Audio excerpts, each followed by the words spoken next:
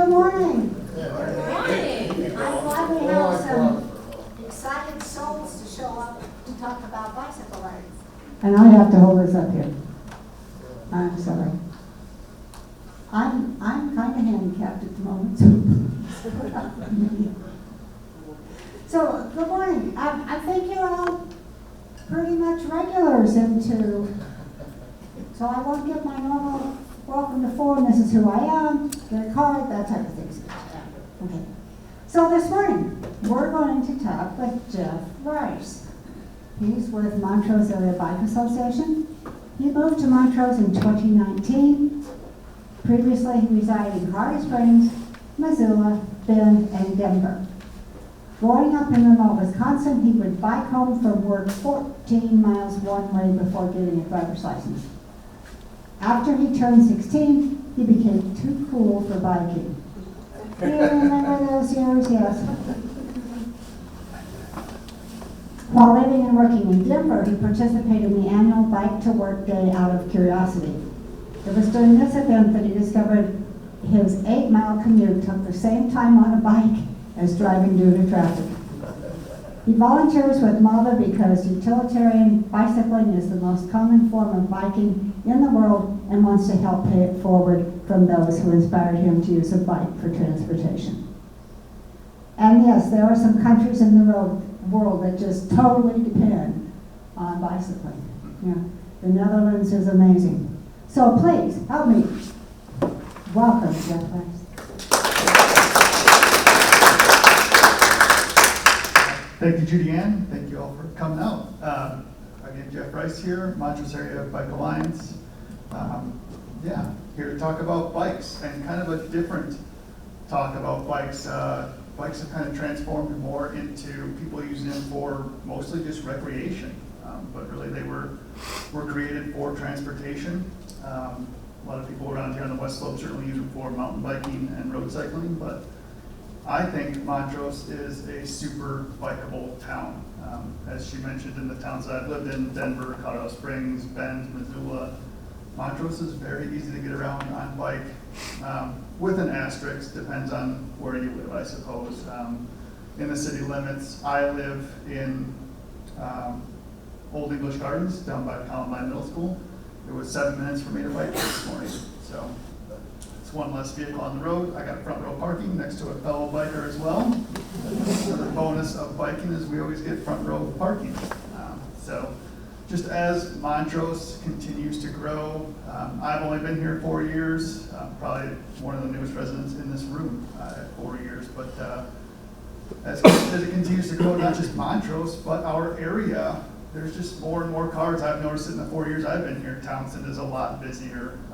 Hillcrest by my house is significantly busier in the last 4 years.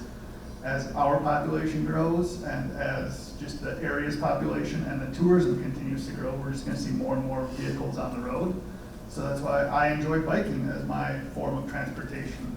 And certainly, I'm not here to tell you all to sell your vehicles right now, and we all need to be biking every single day. I'm realistic, like it's not practical every day for every purpose, but maybe once a week, maybe once a month. Maybe one bike ride to work, maybe one bike ride to the forum, maybe one bike ride to dinner or to a friend's house. It's just one less car, and we're all doing our part to help the community along. So utilitarian bicycling encompasses any cycling done simply as transportation rather than leisure or sport, and the most common form of biking in the world.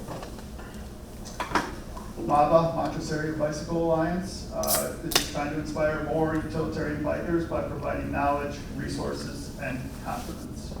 So I'll go over kind of some of those things. But first we'll talk about some of the reasons why we hear that people do not bike. Some of my favorite ones are, I don't look good in spandex. I don't want to bike on Townsend, my bike sucks. I wear professional clothes, I have to run errands, so there's plenty of reasons why people aren't biking, and it's understandable.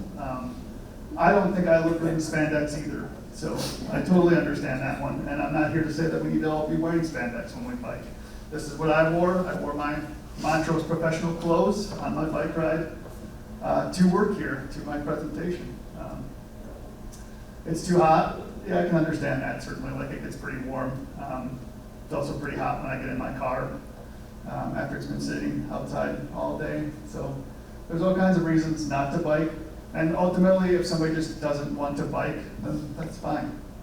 Again, not here to force people to bike. If you prefer to drive, that's fine, but we'll get into some other things about that. So as far as the knowledge aspect, we're trying to just educate people on bicycle stuff. One of the things that I see a lot around here is people riding against traffic in their bicycle. And that's when you ask them, like, why do you do that? And they're like, oh, that's how I was taught. It's like, well, I'm sorry, you were taught wrong. It's actually illegal to bike against traffic. It's also not safe. And they think that even if they're in the bike lane biking against traffic, that they're being safe. And it's like, no, that's not safe. That's not legal or safe. So please ride with traffic. It's just the most safe and legal way to use your bike. Trying to provide knowledge. A lot of people get a flat tire. We hear a lot of people get a flat tire and they think that their bike is defective, broken, or it just can't be used again. They don't want to load it up to take it to the bike shop to get it fixed. But really, changing a bike tire is quite easy. It's not terribly bad. We got a clinic coming up here shortly in a couple weeks, but we just try to provide the knowledge. A lot of people don't even understand, don't know the difference between two different valves. It's very confusing if you're just getting into biking and you show up to the bike shop and they ask you what kind of bike tube are you needing, and you don't know, you've never even heard the word Schrader or Presta. Just for your knowledge, Presta valves are kind of more for the road bikes, the skinnier tires. They can hold a higher pressure of air. The Schrader valves are kind of more for the wider, the mountain bikes, the cruiser bikes. So, but you can tell just by looking at the valve that's on the current tire. Again, providing knowledge, using hand signals, that's also very helpful. Bikes don't have blinkers, so we try to educate the riders that, hey, let the vehicle motorists know what you're doing, where you're going, so that they can plan accordingly.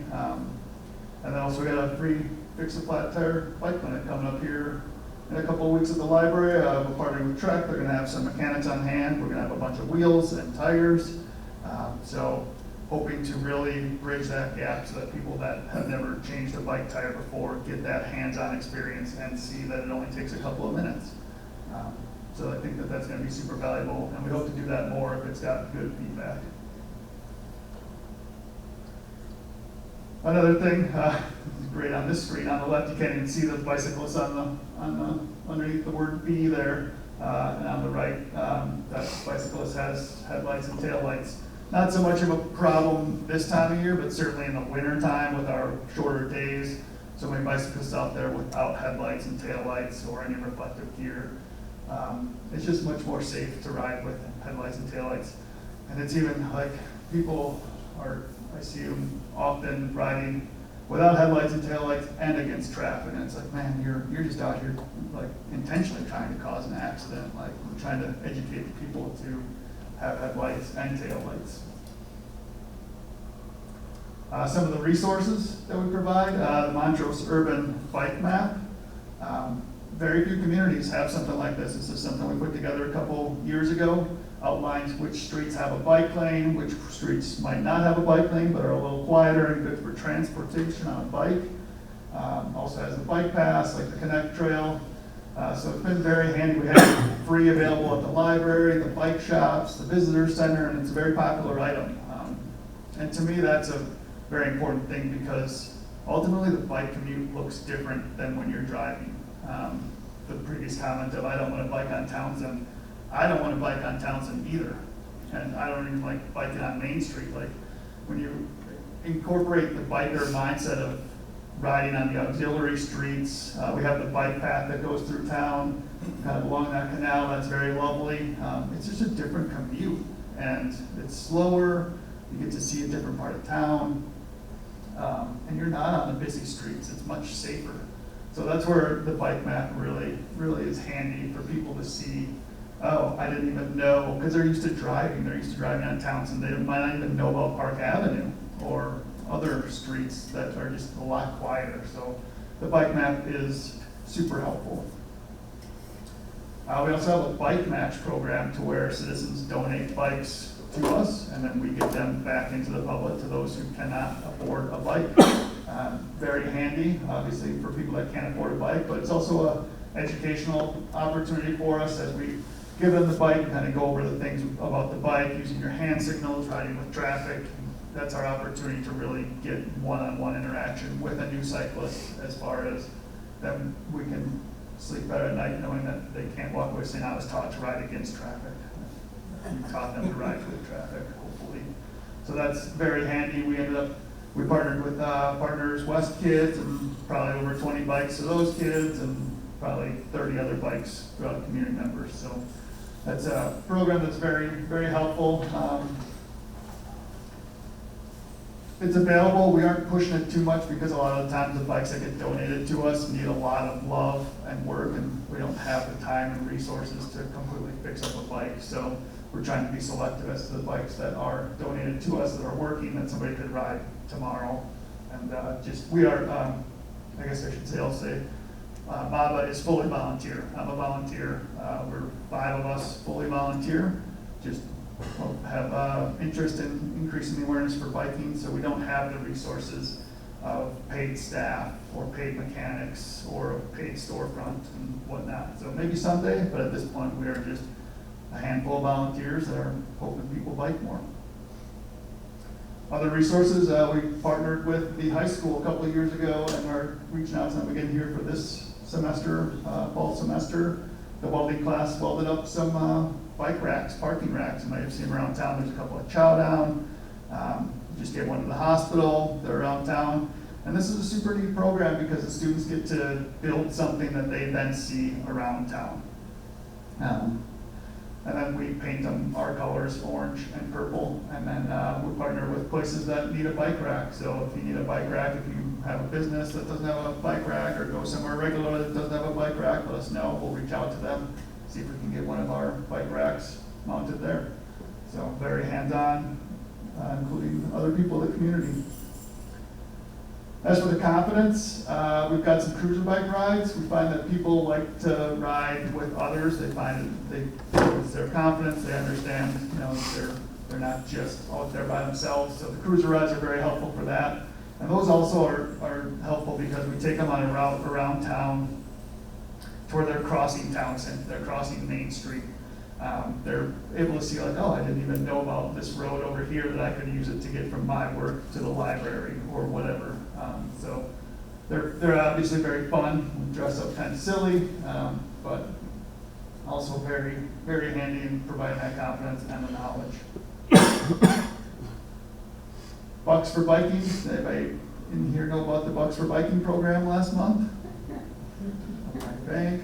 This is another program, very not any other community that I know of that does this, to where we were actually, with the money that we've raised, we were thinking like, how do we get people to bike more? I mean, we could stand on the corner and yell at people like, stop driving, biking, or post all kinds of stuff online, but ultimately money is kind of the ultimate motivator. So we thought, okay, $2 a day for each person that bikes in a month to work. And then we reached out to a handful of the employers in town, the city, the hospital, the county. They also matched the payouts for their employees as well. So for the month of June, if folks bike to work, they earned $2 to $4 a day. Our biggest participant earned $104. So pretty neat to get incentivized to do something that's healthy, one less vehicle on the road, and it just helps build those healthy habits. So we sent out a survey, and everybody said that they would continue to bike, probably not every day like they were when they were getting paid, but at least it's on their radar and they'll consider it. So that's great. To get the product in people's hands is how we can encourage more bikers. So Bucks for Biking was very neat, super valuable. Again, I don't know of any other community that has a program like this. There's a lot of businesses that might do it individually across the nation, but we were the only community that does this, so pretty neat. We've also got a bike and movie night coming up at the drive-in on Saturday, August 19th, partnered with Latitude Insurance. The first 100 that bike to Star drive-in get in free. So that'll be pretty neat. Have a lot of bicyclists in the front row hanging out. Again, that's kind of the confidence of them being aware that there's other bicyclists. They're not out there on the road by themselves. They're seeing other bikers, feels a little better. And then we also do Bike to Work Day. In June, Colorado has a designated Bike to Work Day. That's how I got involved in it back in Denver. And we did 3 of them this year. So a lot of communities just do 1. We did 3. Also very progressive for a community to have that many resources. Those are well attended. We set up a stand. We've had them downtown. We had it at the field house to where bikers on their way to work stop by, get free coffee. Alpine Bank helped out.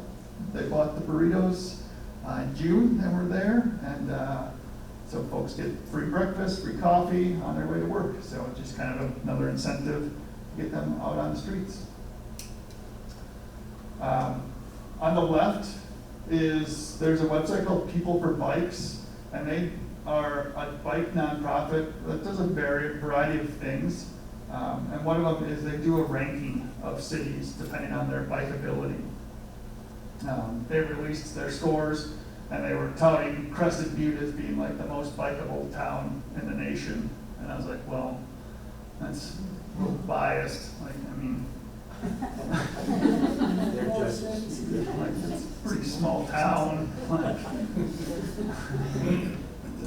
Not even all their streets are paved over there. Like, I've never seen a single bike lane out that I know of in Crested Butte. But looking at the scores, I was like our score was initially 13. I got in touch with them, like, hey, like, this isn't accurate at all. Like, I mean, I can bike to any restaurant I want in Montrose. I can bike to my dentist, to the doctor, to the parks, to my friends. Like, the scoring, and then I came to find out that they're based off of OpenStreetMap, which is a website I had never heard of, but it's got all the infrastructures of towns. So like the streets of Montrose and sidewalks are already updated on there.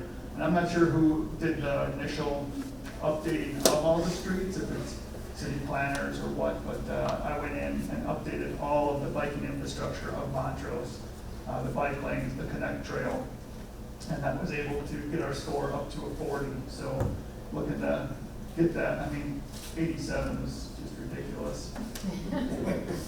But I do think that we are a more bikeable town than Crested Butte as far as like living here. And I mean, to live in Crested Butte, like for retail, like, I mean, I don't know, not everyday retail that I could bike to in Crested Butte, but here I can bike to Marshall's or Walmart or Target. So again, I just think that Montrose is such a bikeable town.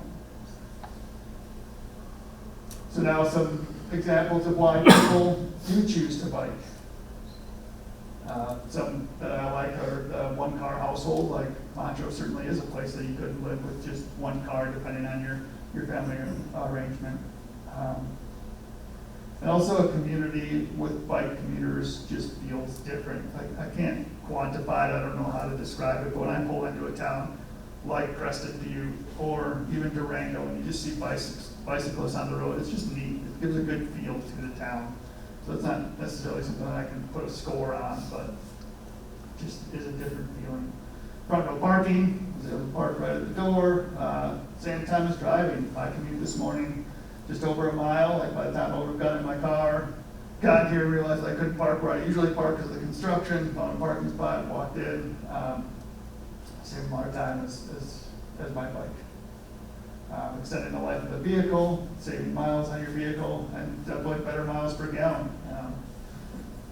Especially as gas is going from $3 to $5 to $4 to whatever. Biking is just an option to save some fuel, the miles, less oil changes. As back to the initial slide of my bike sucks comment. I mean, it's not a beauty pageant for your bike that you're using for commuting. I actually, in cities, when I've lived in cities in the past, I actually buy an intentionally not attractive bike because then it's less likely to get stolen or messed with.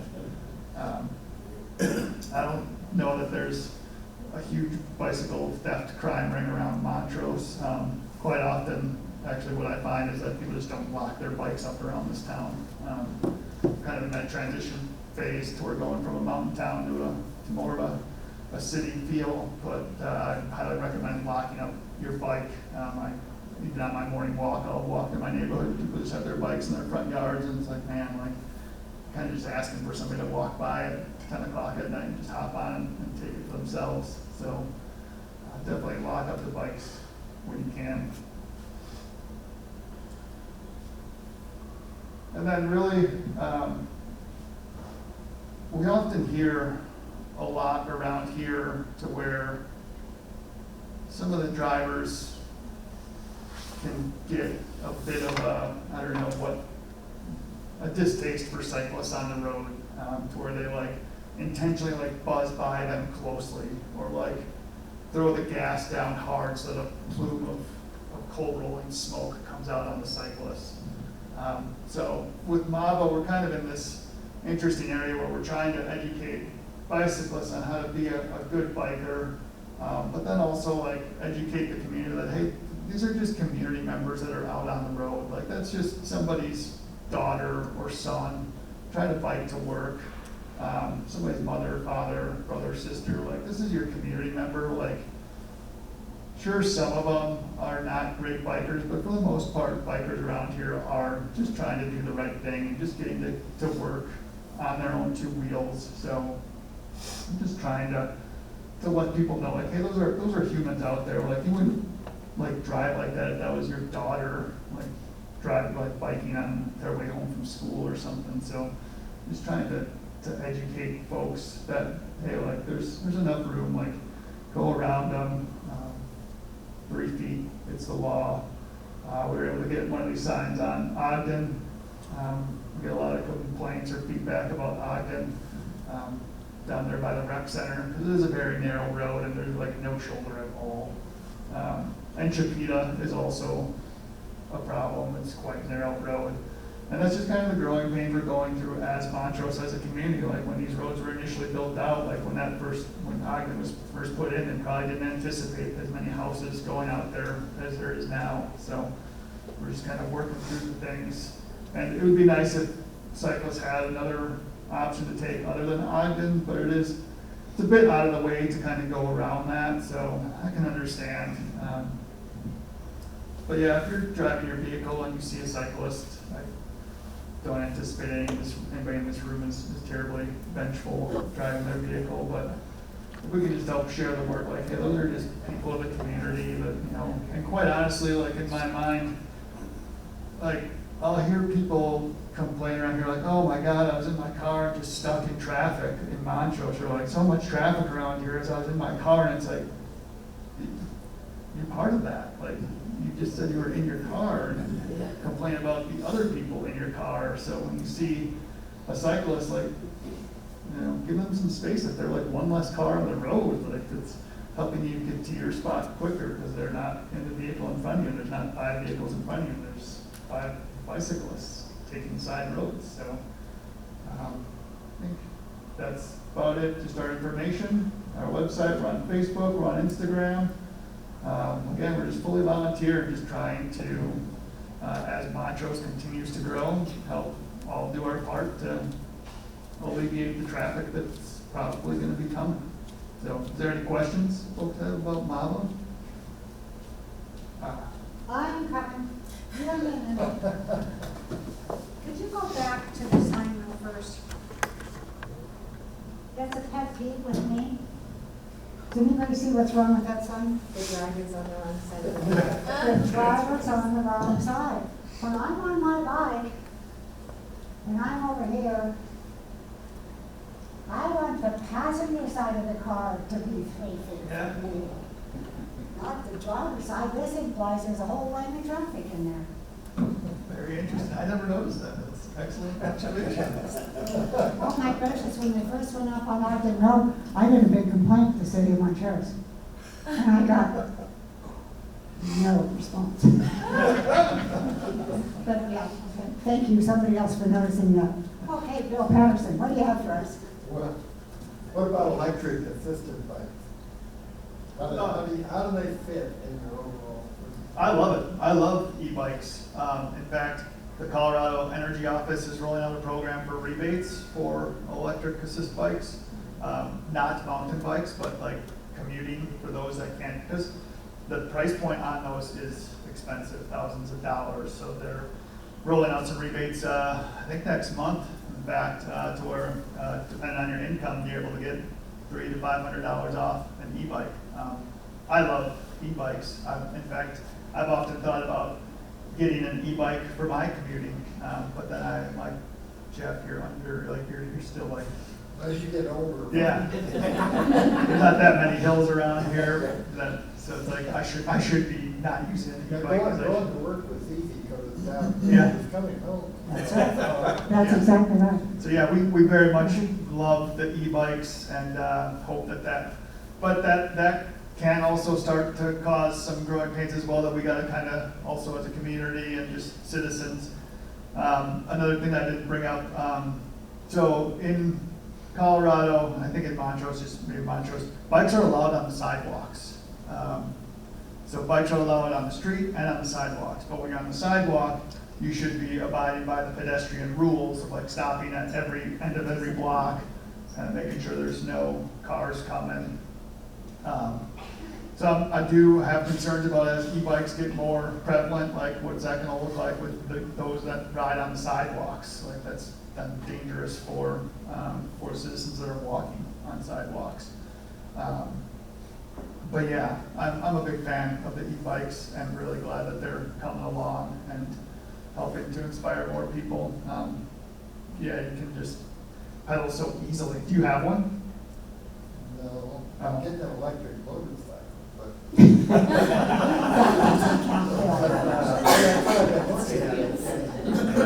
I mean, I've got a 12-speed that I haven't rode for probably 3-5 years here.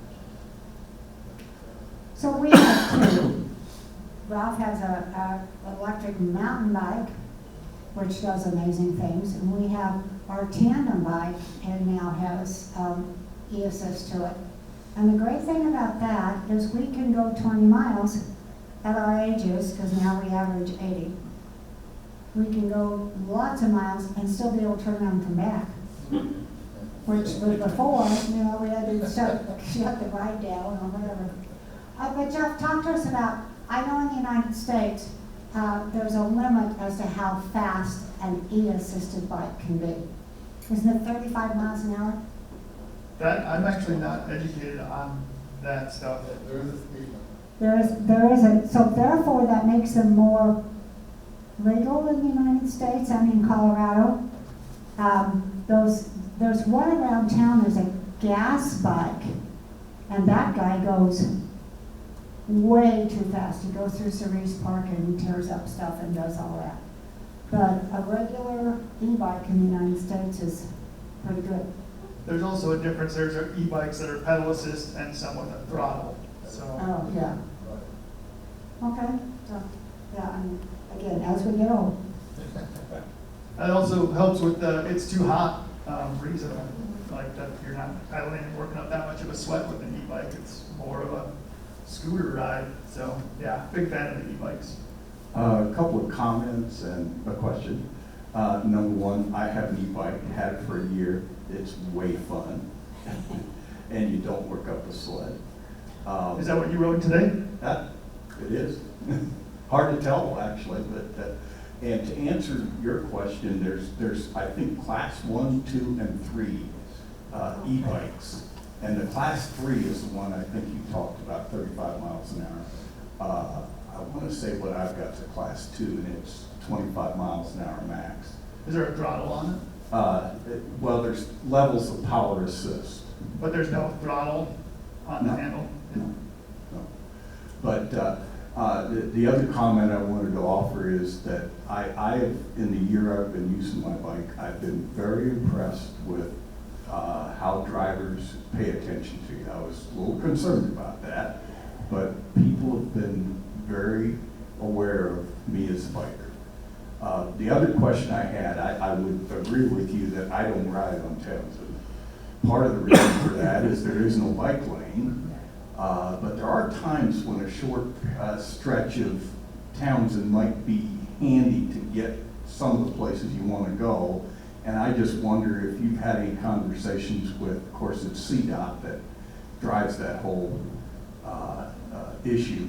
But I know the city can have input to CDOT about things like that too. Has there been any push from MABA's standpoint to have a conversation about that? No, not yet. Is there like a certain area you're referring to? Like, for me, like sometimes like if I bike to like Target and I'm coming back and I'm going to City Market, I'll actually hop on the sidewalk to head north, and it's just a pretty wide sidewalk. Just off the top of my head, maybe from Niagara south, a little ways, I love going to Blue Corn, Okay. and I won't bike to it. It's just really kind of difficult to get there otherwise. Yeah. Having been here forever, I think maybe Ralph and I are aware of some little routes that other people aren't. And one of them is, I'm going to talk about the Brown Addition. None of you are going to know what the Brown Addition is. That's the housing development that's west of Townsend from 12th Street. So if you go, okay, it becomes Columbia Way, you go through there, you've got that big housing development. Down at the far point of that, there's actually an access where you can bike or walk from the city street over the railroad tracks and come in over on Rio Grande.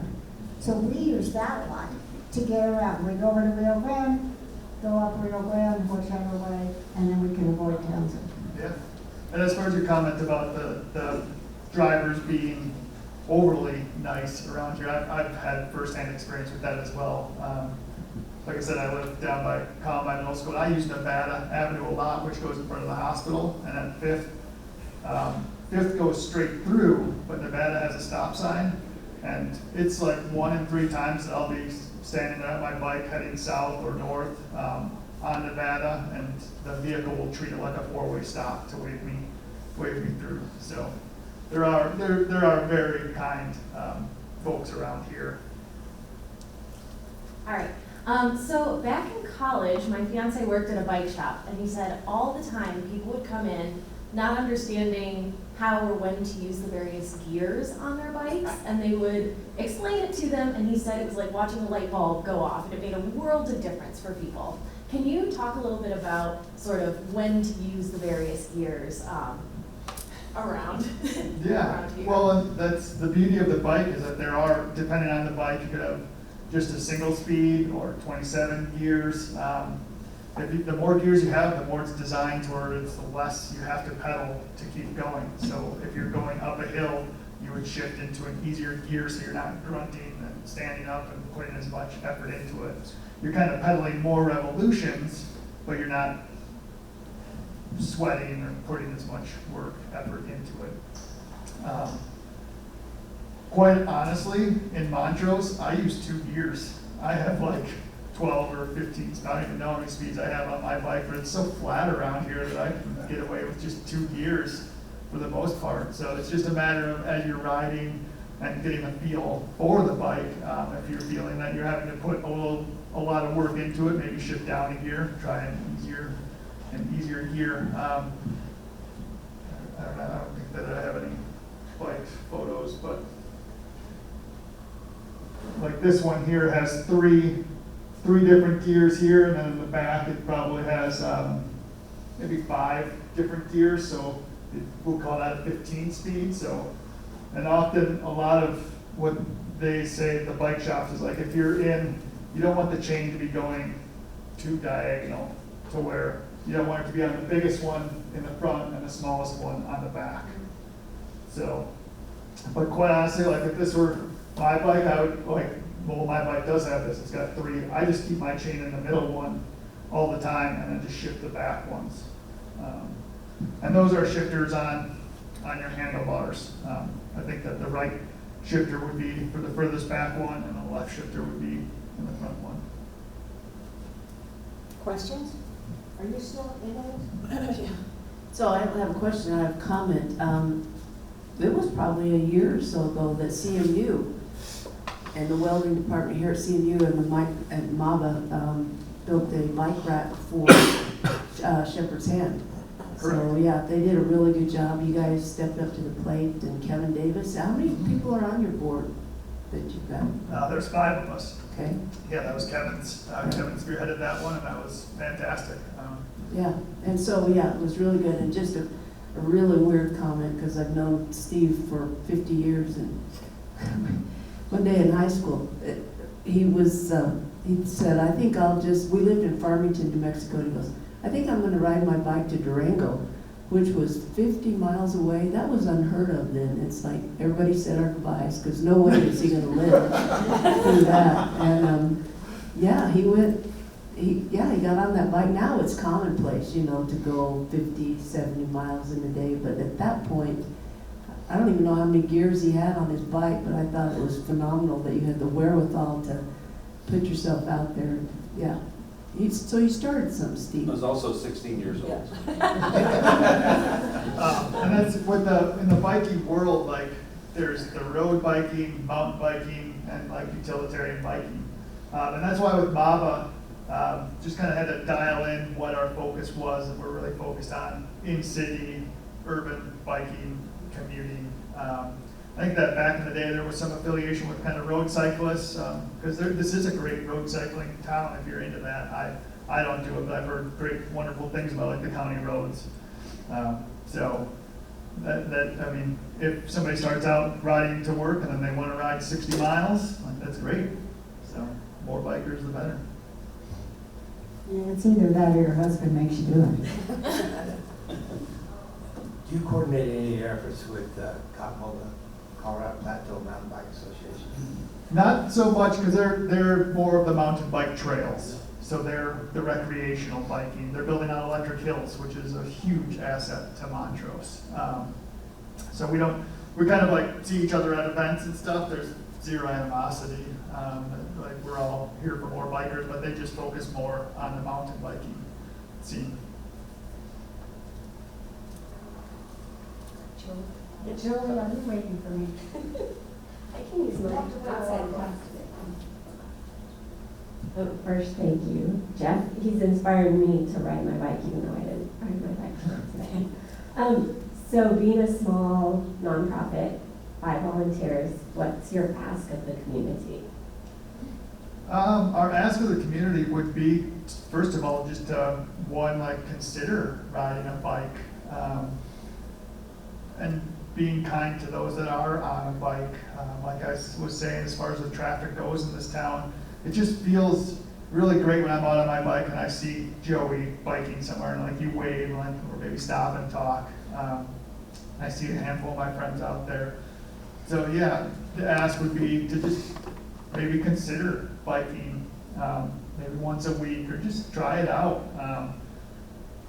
If you're concerned if you're going to be late for work or not, maybe just do a test run on the weekend or something, dial in that route. If you're concerned about what route to take, people email us and we can kind of give them suggestions. So we're definitely here. We're that resource to help you bridge the gap of you don't know what to do to having the confidence, knowledge, and resources. And then also just, overall just more awareness for those that are on the road. Being kind to the bikers, and as the town grows, the biking infrastructure is growing every year. To my knowledge, from what I understand, as a road gets resurfaced in the city of Montrose, if it's a big enough road, they will add bike lanes to it. So it's not necessarily a case where MABA has to come to the city and say, hey, we need a bike lane on this road. They're just kind of doing it naturally, which is absolutely wonderful. And we've got the Connect Trail that opened 3 years ago, 2019 or so. That's amazing for recreation and for transportation. So yeah, just asking for people to be more aware of the bicycles out there and give it a try sometime. I'm not saying you need to try it on a 107-degree day, but fortunately in Montrose, we have about 8 months that are quite lovely to bike here. I talked to some drivers who are thankful for bike lanes because the bike lane helps the driver know where that bicyclist is going to be. Yeah, we're pretty sure you're gonna stay in that area. Whereas on some streets, people have a tendency to wander. Bike lane kind of contains us, makes Yeah. bikes stay where they need to be. and then another quick comment that I didn't touch on that I probably should have is roundabouts. Roundabouts cause enough anxiety around here for just vehicles alone, and then you throw a bicycle in there, and that really gets people flustered. So we've heard a lot of feedback from bicyclists that get yelled at for being in the roundabout or whatever. So if you see a bicycle in the roundabout, you're only in there for 100 yards or whatever, just give them the space to get through it. So the bicyclists, some of the roundabouts have bailouts to where the bike can then kind of hop into the pedestrian crosswalk to get through and around the roundabout. But also, I'm okay with trying to give the message to cyclists to just fine tune your route to avoid the roundabouts if it is a cause of concern. Like I live by Roundabout Row, and I think that there's another one that's going to be added at Niagara and Hillcrest here in the short to near future. So I don't use the roundabouts. Fortunately, I'm on this side of the roundabout, so it's not a concern for me, but you can always just kind of jump into the neighborhoods, which is quite lovely, kind of see a different part of town. Have you connected at all with bike repair class at Vista? You indicated like you accept certain bikes, but some are beyond hope. Are you familiar with their bicycle repair class? Yes, they've got, I think, a bike mechanic class. Luke and I have been in contact. I think that he's the chair, the leader of the Vista. And as we get closer to term there, they're going to see, because we could donate them bikes, they work on them. We were we could share our bikes with them, they can fix them, then we can get them back into the public. So, yeah, that's an absolutely great avenue that we're exploring. So, it'll be fun. Good. Thank you. Nope, relax.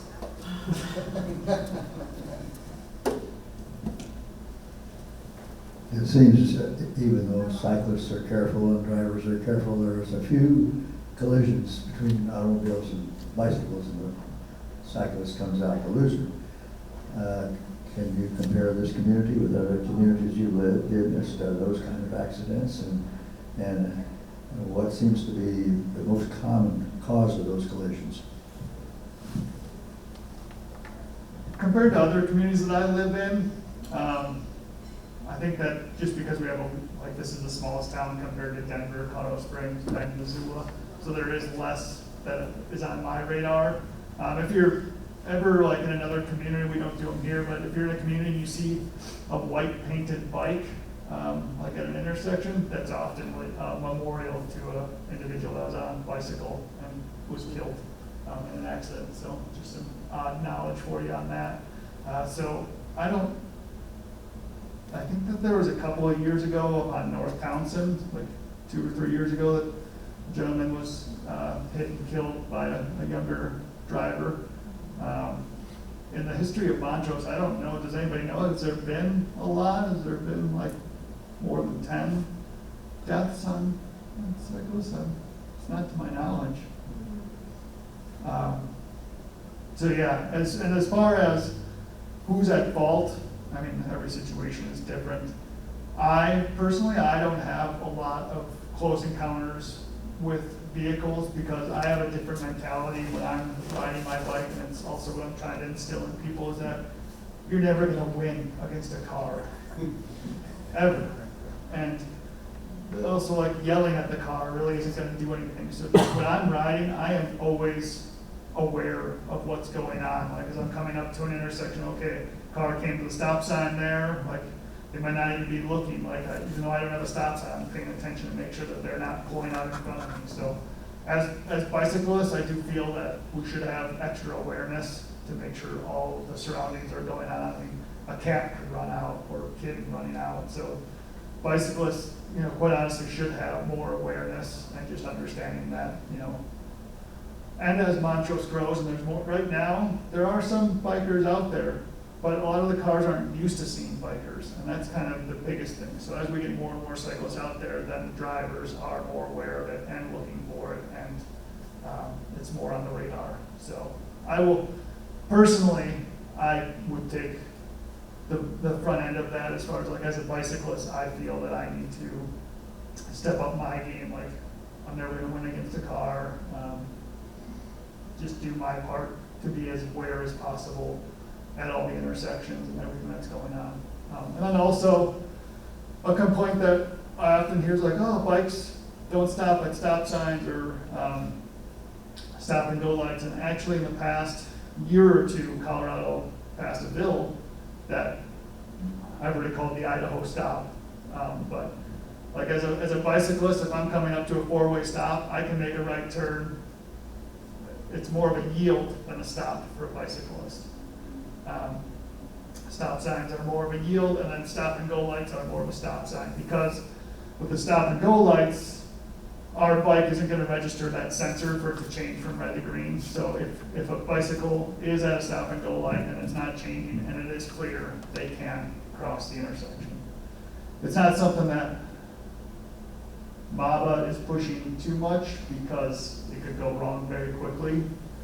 Then people will just completely disregard all of the stop lights and stop signs, but it is something that, as an experienced cyclist, like in a certain situation, you can treat a stop sign as a yield sign and a stop and go light as a stop sign.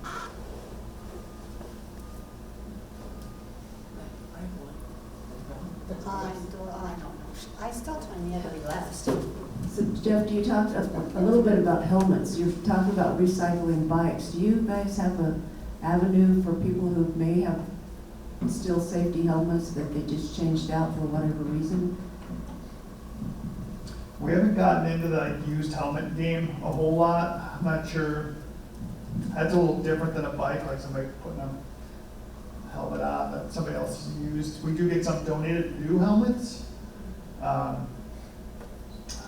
Trek has donated us a handful of new helmets, and we've been able to get those with our bike matches. What are your thoughts as far as like? I think I don't look at a helmet as a used helmet. I look at it as protection. I wish that every bike was required on the street. They had to have a helmet on.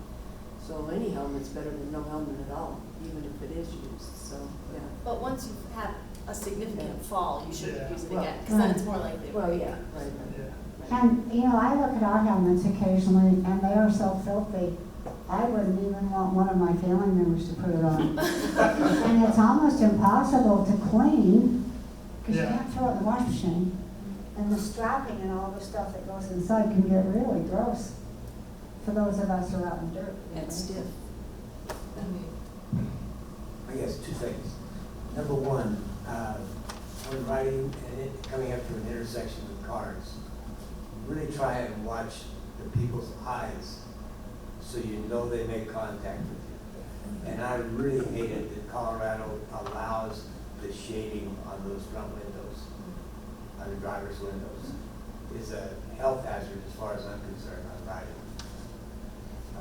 Anyway, my comment. The other thing, about 4 years ago, kind of introduced the police department to e-bikes. And one of the things they found with their e-bikes was that they could be within a minute as fast to an incident on their e-bike as a car could, starting at the same place. They ran quite a few tests to see how that worked. And the e-bike has allowed them to be on to that incident, still having a breath, and being in control, et cetera, et cetera. I think at the present time they have 12 e-bikes that they use. So our city police are very into biking. Yeah. And I'm really proud of that.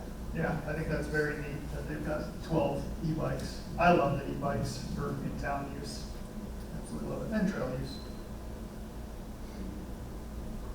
Okay, well, Jeff, thank you very much.